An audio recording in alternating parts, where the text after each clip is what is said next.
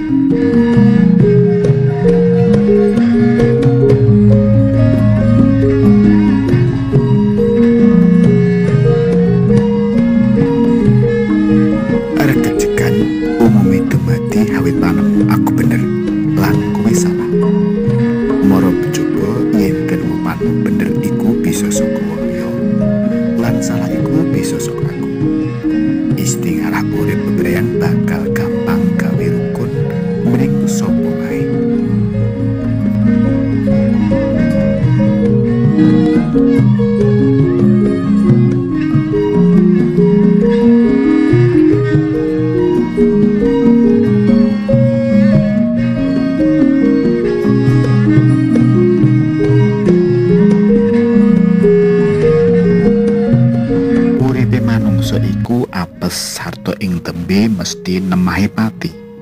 Mula den eling yen saben biar padang prasasat nyedhaki ing pati, malah tumekane kala-kala tan kanyono.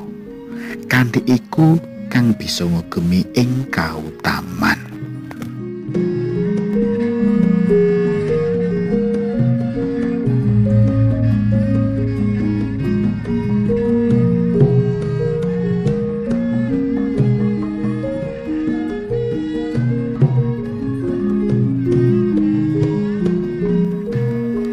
Tandane wong bodho iku anggone tansah ngetok-etokake ing saben kabecikane dhewe lan mamerake ing reh kapinterane.